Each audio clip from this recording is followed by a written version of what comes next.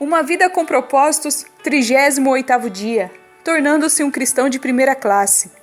Jesus disse aos seus seguidores: vão pelo mundo todo e contem as boas novas a todas as pessoas.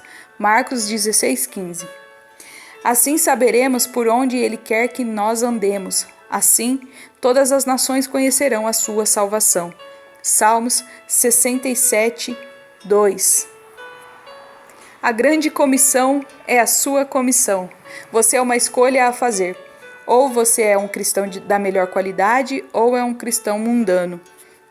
Cristãos mundanos buscam principalmente a satisfação pessoal. Eles estão salvos, mas são egoístas. Adoram comparecer às reuniões de louvor e aos seminários edificantes, mas você jamais os achará em conferências sobre missões, porque não estão interessados. Suas orações se concentram em suas próprias necessidades, bênçãos e felicidade. É a fé do eu primeiro. Como Deus pode tornar minha vida mais confortável? Eles querem usar a Deus para seus propósitos, em vez de serem usados por Deus para os propósitos dele. Os cristãos da primeira classe, em contrapartida, sabem que foram salvos para servir e feitos para uma missão. Eles são ávidos por receber uma missão pessoal e se entusiasmam com o privilégio de ser usados por Deus. Os cristãos de primeira classe são as únicas pessoas totalmente vivas neste planeta. Sua alegria, confiança e entusiasmo contagiam, porque sabem que são relevantes. Acordam a cada manhã na expectativa de que Deus opere por meio deles de formas novas. Que tipo de cristão você quer ser? Deus o convida a participar da mais magnífica, ampla, multiforme e importante causa da história, o seu reino. A história é sua história. Ele está formando sua família para a eternidade. Nada é mais importante e nada durará tanto. Por meio do livro do Apocalipse, sabemos que a missão global de Deus será cumprida. Algum dia a grande comissão se tornará a grande consumação. Nos céus, uma enorme multidão de pessoas de todas as nações, tribos, povos e línguas estará um dia perante Jesus Cristo para adorá-lo. Envolver-se como cristão de primeira classe lhe permitirá experimentar um pouco do céu antecipadamente. Quando Jesus ordenou aos seus seguidores irem por todo o mundo e pregarem o evangelho a todas as pessoas, o pequeno bando de pobres discípulos do Oriente Médio ficou pasmado. Eles deveriam ir a pé ou cavalgar pequenos animais? Era tudo o que tinha para transporte e não existiam barcos capazes de atravessar um oceano. Logo, existiam verdadeiras barreiras físicas que os impediam de ir por todo o mundo. Hoje temos aviões, trens, ônibus e automóveis. No fim, é um mundo pequeno que escolhe a cada dia. Você pode voar sobre o oceano em questão de horas e estar em casa no dia seguinte, se for necessário. As oportunidades para que cristãos normais do nosso dia a dia possam se envolver em missões internacionais de curta duração são praticamente ilimitadas. Cada canto do mundo está ao seu alcance. Pergunte à indústria do turismo. Não temos desculpas para não espalharmos o evangelho. Agora, com a internet, o mundo está ficando ainda menor. Além dos telefones e aparelhos de fax, qualquer crente com acesso à internet pode se comunicar pessoalmente com pessoas de praticamente todos os países do mundo. Todo o planeta está na ponta dos seus dedos. Até mesmo os mais remotos vilarejos têm acesso a e-mail. Portanto, você pode hoje entabular conversas evangelísticas com pessoas do outro lado do mundo, sem nem ao menos sair de casa. Nunca na história foi tão fácil cumprir a incumbência de ir por todo o mundo. Os maiores obstáculos já não são a distância, o custo ou o transporte. O único obstáculo é a nossa forma de pensar. Para ser cristão de primeira classe, você deve se dispor a algumas mudanças mentais. Sua perspectiva e suas atitudes devem mudar. Como pensar como cristão de primeira classe? Troque o raciocínio egoísta pelo raciocínio altruísta. A Bíblia diz: irmãos, não pensem como crianças, sejam adultos no seu modo de pensar. Esse é o primeiro passo para se tornar um cristão de primeira classe. As crianças só pensam em si, já as pessoas maduras pensam nas outras pessoas. Deus ordena: não pense somente em seu próprio interesse, mas estejam interessados nos outros também. É claro que essa é uma mudança de mentalidade difícil de ser realizada, pois somos naturalmente voltados para nós mesmos. E quase todas as propagandas nos incentivam a pensar em nós mesmos. A única forma de alterar esse padrão é sermos dependentes de Deus a cada momento. Felizmente, Ele não nos abandona para lutar sós. Deus nos deu o seu Espírito. É por isso que não pensamos da mesma forma que as pessoas do mundo. Comece pedindo ao Espírito Santo que o ajude a pensar nas necessidades espirituais daqueles que não creem, toda vez que for falar com eles. Com a prática, você poderá desenvolver o hábito de orar silenciosamente, nada além de um murmúrio, por aqueles com quem se encontrar. Diga: Pai, me ajude a compreender o que está impedindo essa pessoa de te conhecer.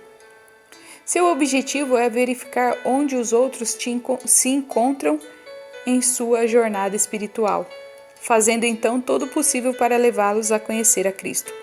Você pode aprender a fazer isso adotando a mentalidade de Paulo, que disse: não estou procurando o meu próprio bem, mas o bem de muitos, para que sejam salvos. Deixe de raciocinar de forma restrita e raciocine de forma global. Deus é um Deus global. Ele sempre se preocupou com o mundo inteiro. Deus tanto amou o mundo, desde o início ele quis membros para sua família de todas as nações que criou. A Bíblia diz: de um só homem ele criou todas as raças humanas para viverem na terra. Antes de criar os povos, Deus marcou para eles os lugares onde iriam morar e quanto tempo ficariam lá. Ele fez isso para que todos pudessem procurá-lo e talvez encontrá-lo. Grande parte do mundo já pensa de forma global. Os maiores conglomerados de comunicação e negócios são multinacionais. Nossa vida e a vida de pessoas em outras nações se tornaram cada vez mais entrelaçadas à medida que compartilhamos moda, entretenimento, música, esportes e até fast food. É provável que a maioria das roupas que você está vestindo e grande parte do que você come hoje em dia tenha sido produzido em outro país. Nós estamos mais unidos do que percebemos. Estamos vivendo dias emocionantes. Atualmente existem mais cristãos sobre a terra do que em qualquer outra época. Paulo estava certo. A mesma boa nova que chegou até vocês está saindo pelo mundo todo. Ela está transformando vidas em todas as partes, tal como transformou a de vocês. A melhor forma de começar a pensar de maneira global é começar a orar por países específicos. Cristãos de primeira classe oram pelo mundo. Consiga um atlas ou um mapa e ore pelos países por nome. A Bíblia diz: se você me pedir, eu darei a vocês as nações, todos os povos da terra serão seus. A oração é a ferramenta mais importante na sua missão no mundo. As pessoas podem recusar nosso amor ou rejeitar nossa mensagem, mas não têm defesas contra nossas orações. Como míssil intercontinental, você pode apontar uma oração para o coração de uma pessoa. Esteja você a 1 metro ou a 16 mil quilômetros de distância. Qual deveria ser o alvo das suas orações? A Bíblia diz que devemos orar por oportunidades para testemunhar, por coragem para falar, por aqueles que irão crer, para que a mensagem se espalhe rapidamente e por mais obreiros. As orações tornam parceiro de muitas outras pessoas ao redor do mundo. Você também deve orar pelos missionários e por todas as outras pessoas envolvidas na colheita ao redor do mundo. Paulo disse aos seus companheiros de oração: vocês nos ajudam com suas orações. Se você tem interesse em sugestões para orar de forma inteligente pelo mundo e pelos obreiros cristãos, veja o apêndice 2. Outra forma de desenvolver um raciocínio global é ler ou ver notícias com olhos de quem assumiu a grande comissão. Sempre que houver mudanças ou conflitos, esteja certo de que Deus irá usar tais situações para trazer pessoas a si. As pessoas são mais receptivas a Deus quando estão sob tensão ou em transição. Pelo fato de estar aumentando a quantidade de mudanças em nosso mundo, mais pessoas estão abertas como nunca a ouvir as boas novas. A melhor forma de passar a pensar de maneira global é tão somente se levantar e partir para algum projeto missionário de curto prazo, em outro país. Simplesmente não há como substituir a participação ativa na vida real em outra cultura. Pare de estudar e discutir sua missão e realize-a. Eu o desafio a ir até o fim. Em Atos 1, versículo 8, Jesus nos deu um padrão para o nosso envolvimento. Vocês serão minhas testemunhas em Jerusalém, em toda a Judéia e Samaria e até os confins da terra. Seus seguidores teriam de alcançar sua comunidade, Jerusalém, seu país, Judéia, outras culturas, Samaria e outras nações até os confins da terra. Repare que nossa comissão é simultânea e não consecutiva. Embora nem todos tenham o dom de missões, todo cristão é chamado a participar de uma missão, junto a todos os 4 grupos, de alguma forma. Você é um cristão nos moldes de Atos 1.8? Estabeleça um objetivo de participação de um projeto missionário direcionado a cada um desses 4 alvos.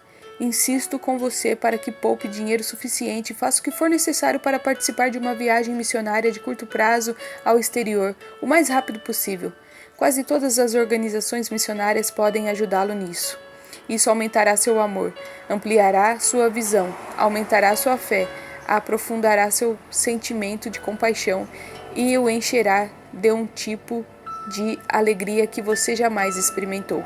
Pode ser um divisor de águas na sua vida. Substitua o pensamento imediatista pelo pensamento com perspectiva eterna. Para aproveitar ao máximo seu tempo na Terra, você deve manter uma perspectiva eterna. Isso irá evitar que você dê importância excessiva a questões menores e o ajudará a distinguir entre o que é urgente e o que é eterno. Paulo disse: fixamos os olhos não naquilo que se vê, mas no que não se vê, pois o que se vê é transitório, mas o que não se vê é eterno. Muitas das coisas em que empenhamos nossa energia já não significarão nada daqui a algum ano, quanto mais pela eternidade. Não troque sua vida por coisas temporárias, mas Jesus lhe disse: todo aquele que se deixa desviar do trabalho que eu planejo para ele não está apto para o reino de Deus. E Paulo alertou: tratem das coisas deste mundo como se não estivessem ocupados com ela, pois o que está no mundo, como está agora, não vai durar muito. O que você está permitindo que se interponha entre você e sua missão? O que está te impedindo de se tornar um cristão de primeira classe? O que quer que seja, abandone-o. Afastemo-nos de nós qualquer coisa que nos torne vagarosos ou nos atrase. Jesus nos disse: acumulem para vocês tesouros no céu. Como podemos fazer isso? Em uma de suas declarações mais incompreendidas, Jesus disse: por isso eu lhes digo, usem a riqueza deste mundo ímpio para ganhar amigos, de forma que quando ela acabar, estes os recebam nas moradas eternas. Jesus não quis dizer que você deve comprar amigos com dinheiro, mas que você deve usar o dinheiro que Deus lhe deu para levar as pessoas a Cristo. Eles então serão seus amigos por toda a eternidade, os quais os recepcionarão quando chegar ao céu. Esse é o melhor investimento financeiro que você pode fazer. Você provavelmente já ouviu a expressão: você não pode levar isso consigo, mas a Bíblia diz que você pode enviá-lo adiante de si, ao investir em pessoas que estão indo para lá. A Bíblia diz: fazendo isto, eles estarão acumulando um tesouro real para si mesmos no céu. Este é o único investimento seguro para a eternidade e estarão levando uma vida cristã frutífera aqui na terra também. Pare de pensar em desculpas e comece a pensar em formas criativas de cumprir seu compromisso. Se você estiver decidido, há sempre uma forma de fazê-lo, e existem organismos que irão auxiliá-lo. Eis algumas desculpas mais comuns. Além do português, só sei falar inglês. Isso é, na verdade, uma vantagem em muitos países, onde milhões de pessoas querem aprender a falar a língua inglesa e estão ávidas para praticá-lo. Não tenho nada a oferecer. Sim, você tem. Cada habilidade e experiência na sua formação pode ser utilizada de alguma forma. Estou muito velho ou muito jovem. A maioria das organizações missionárias tem projetos de curto prazo, adequados para cada faixa etária. Da mesma forma que Deus rejeitou as desculpas de Sara, quando ela disse estar muito velha para ser usada, ele também rejeitou as de Jeremias, quando este disse ser muito jovem. Não diga isso, respondeu o Senhor, pois você tem de ir aonde quer que eu o enviar e dizer o que eu quer que você diga. Não tenha medo do povo, pois eu estarei com você e cuidarei de você. Pode ser que você acreditasse ser necessário um chamado especial de Deus e estivesse esperando alguma sensação ou experiência sobrenatural, mas Deus já anunciou seu chamado repetidamente. Somos todos chamados para cumprir os 5 propósitos de Deus para a nossa vida: adorar, ter comunhão, crescer semelhantes a Cristo, servir e sair em missão com Deus pelo mundo. Deus não quer usar apenas algumas pessoas. Ele quer usar todas as pessoas. Somos todos chamados para participar de uma missão para Deus. Ele quer que toda a igreja leve todo o evangelho a todo o mundo. Muitos cristãos deixaram passar os planos de Deus para sua vida porque nem ao menos perguntaram a Deus se ele os queria servindo como missionários em algum lugar. Seja por medo, seja por ignorância, eles automaticamente fecharam a mente às possibilidades de servir como missionários residentes ou em um ambiente de culturas diversificadas. Se sua tendência é dizer não, deve checar todas as diferentes formas e possibilidades atualmente disponíveis. Você irá se surpreender e orar e perguntar seriamente a Deus o que Ele desejará de você nos anos que se seguem. Incontáveis milhares de missionários residentes são desesperadamente necessários nesse ponto crítico da história. Se você quer ser semelhante a Jesus, deve ter misericórdia do mundo inteiro. Você não pode se dar por satisfeito apenas com sua família e amigos vindo a Cristo. Existem mais de 6 bilhões de pessoas na Terra e Jesus quer achar todos os seus filhos que estão perdidos. Jesus disse: se você insistir em salvar a sua própria vida, você a perderá. Somente aqueles que põem de lado a sua vida por minha causa e por causa da boa nova é que saberão realmente o que significa viver. A grande comissão é sua comissão e fazer sua parte é o segredo para ter uma vida de grande valor. Pensando sobre meu propósito, um tema para reflexão. A grande comissão é minha comissão. Um versículo para memorizar. Assim saberemos por onde Ele quer que nós andemos. Assim todas as nações conhecerão a sua salvação. Salmos 67, versículo 2. A pergunta para meditar. Que providências posso tomar a fim de me preparar para experimentar uma missão de curta duração no ano que vem?